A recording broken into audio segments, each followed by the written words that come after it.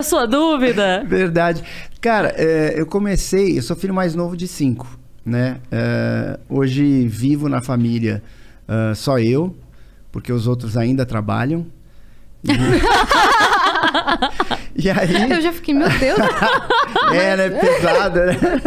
Aí meus irmãos faziam novela, comercial. Na verdade, novela não, mas faziam participações, assim, em TV, em alguma coisa e tal.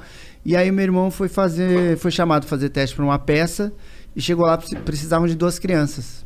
E aí, como eu fui junto, que eu tinha 4 anos de idade, então tinha que ir junto, né? Aí minha mãe falou, tem esse aqui, você não quer ver aí e tal? Aí tinha que falar, mamãe, estamos com fome, queremos comer. E foi a mamãe que mandou. Ele lembra as falas. Eram 2 falinhas. Mas eu lembro bem. E por quê? Foi a minha estreia no teatro, sendo filho da Bibi Ferreira com o Francisco Milani. Olha que incrível. Num espetáculo de Chico Buarque de Holanda. Foi um troço assim, saca? Gota d'água. Você tava na hora certa, no lugar certo. Exato. E aí eu imitava o pessoal lá nos bastidores e tal. A Bibi se apaixonou por mim. Normal, né? Tipo uma criança de 4 aninhos ali falando e tal. Hoje eu vejo crianças de 4 anos e falo, não é possível que eu... Você tem filhos que dessa eu tava idade? Ali. Não, impressionante. Aí pintou uma peça. Não, e aí começou, né? Começa a fazer um comercial, tal, uma coisa assim. E aí surgiu uma peça de teatro e chamaram... Eu fui fazer o teste e eu era o único que tinha a idade do personagem. Eu tinha 6 anos. Os meninos tinham 10, 12, né? Normal também. Uhum. E deu a louca nos caras. Eu fui muito bem no teste. Eles resolveram apostar. Tipo, vamos fazer com esse moleque aí. Protagonista? Só que era o protagonista. Meu Deus! Não saía de cena, cantava, dançava. E ali começou mesmo. Ali deu pra ver. Isso quantos anos? Eu tinha 6 anos, faz 40 anos. Você tava com 6 anos quando você fez o protagonista. Protagonista de uma peça. Eu vejo a minha filha que vai fazer 7 agora, eu não acredito também. Que eu falo, não é possível. E assim, eu achava o máximo não, mas eu me divertia e eu fazia mesmo. E o elenco era grande, tinha umas 20, 25 pessoas. Era um musical grande. E aí, a partir dali, começaram a me indicar pra tudo. Claro, mas óbvio, Você né? cantava no Sim. musical? Caraca, uma criança de 6 anos que canta, Eu dança cantava e bem, cara. cantava. Hoje já não canto tão bem. Mas E aí começou, né? Me indica pra isso, pra aquilo, radionovela, tá? Aí caí na dublagem também. Caraca. Então eu fazia absolutamente de tudo, desde os 6 anos de idade. E eu nunca mais parei. E aí, mais ou menos com 22 anos, mais ou menos 23, aí eu quis optar só pela dublagem. Falei, putz, vou parar com as outras coisas. Você estava fazendo o quê?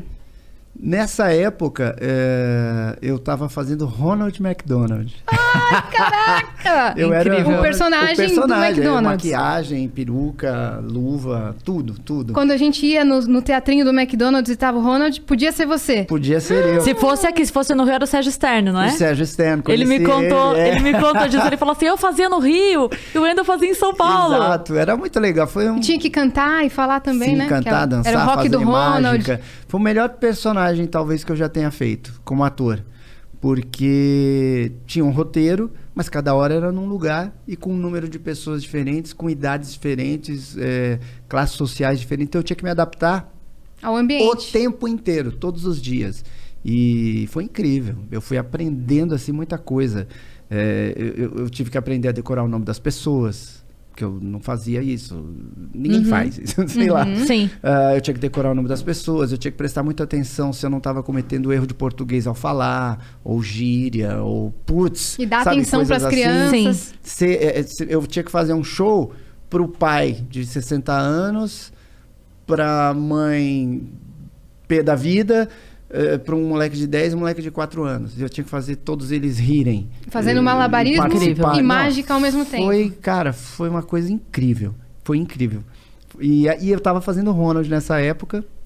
E aí eu falei, cara, eu vou só dublar. A dublagem o bichinho da dublagem te mordeu. Foi. E quando você fala da família Bezerra, você pensa que é um negócio de família. Eu achava que, na verdade, era um negócio dos seus pais, alguma coisa assim. Não tinha nada a ver. Esse cara, além dos 1000 personagens que ele dubla o Goku. A irmã dele, a Úrsula Bezerra, dubla o Naruto.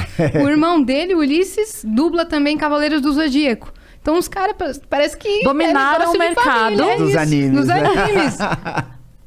Mas, e o Goku foi uma coisa... Você que puxou seus irmãos pra dublagem? Não, a gente sempre fez tudo meio junto, assim, porque a família, né, ia pra lá, ia pra cá, grava aqui, grava novela, a gente às vezes fazia novela junto, dublava junto, fazia uma radionovela junto, era uma loucura. Mas o Ulisses, ele tinha saído do meio artístico, fez administração, foi trabalhar numa empresa lá de terno e gravata. A Úrsula também estava meio perdida, foi fazer faculdade de Química. Ô, louco! Eu fiz Direito, eu me formei, fui até o fim da faculdade, mas no meio da faculdade eu decidi que eu ia ser só dublador e locutor. Então, eu acho que isso, de certa forma, incentivou, assim, eles a... Pô, vou nessa também. Foi a melhor decisão que ele tomou, né? Foi. Quando você optou só pela dublagem, foi uma coisa, tipo assim, consciente no sentido de isso é o que eu mais gosto de fazer? Ou no momento só era o que tava mais legal na hora? O que foi? Não, porque como eu fazia o Ronald tomava a minha agenda, né? Porque viajava o Brasil todo, tinha show direto, eu fazia muito show. Só que teve um momento lá que eu tava na faculdade e eu tinha combinado com um cara lá de, dias de prova, não me põe pra viajar, porque aí... Claro. Mas... Sim. Mas ele não tava nem aí. E aí eu me ferrei no final do ano, fiz 500 provas substitutivas, foi desesperador. No ano seguinte, eu falei, cara, dessa vez ele, não, beleza e tal, porque... Fulano também pediu e tal. Fulano era alguém da produção, né? E falei, beleza. Então. Cara, no meio do ano teve alguma treta, sei lá o que aconteceu. Que aí ele falou, não é a gente que tem que se adequar à sua agenda, é você que tem que se adequar à nossa agenda. Você tem que ver o que é mais importante pra você. E aquilo me incomodou demais. Uhum. Porque você dava a vida, né? Dava a rotina, 24 horas. Não, tipo, é aquela história. Se eu não fizer alguma coisa agora, eu vou ter que engolir isso daí até o final do ano. Sim, você tava com quantos anos nessa época? 22? 22.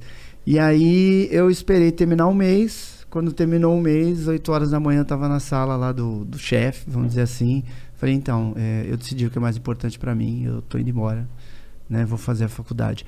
E era mentira, porque eu já sabia que eu não ia ser advogado, delegado, promotor. Mas aí você assumiu a dublagem. Mas assim, foi legal, porque quando ele falou isso, eu tive aí uns 10 dias para pensar na minha vida, né? E pensar também do tipo, eu vou ouvir isso quieto, né? Então eu comecei a pensar, e aí eu sempre busquei estar feliz. Qualquer coisa, né? Às vezes estou jogando bola com os amigos, eu achava que estava chato, eu ia embora, saía de fininho, mesmo estando com meus amigos jogando futebol ou jogando pôquer. Ou tá numa festa, de se repente eu não estou curtindo, eu saio fora.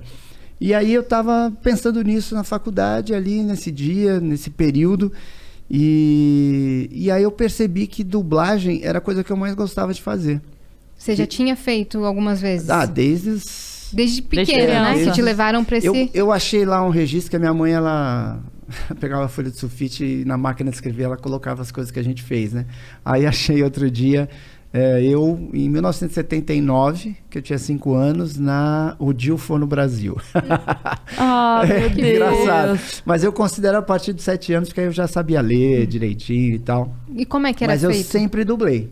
Então, nesse período aí, eu optei pela dublagem porque era uma coisa que eu gostava antes, durante e depois. Eu gostava quando eu estava indo, eu gostava quando eu estava fazendo e quando eu via na TV eu também gostava. Eu falo que a dublagem tem uma vantagem maravilhosa para os outros trabalhos, que é a mesma vantagem, inclusive, que eu tenho na rádio, que é eu posso ir de Crocs. Sim. Entendeu? Você não tá nem aí, você não precisa se arrumar, você não home precisa... office. Cara, é isso, é quase home office. E engraçado, cara, que hoje eu acabei ficando conhecido, né? Eu tenho um canal no YouTube.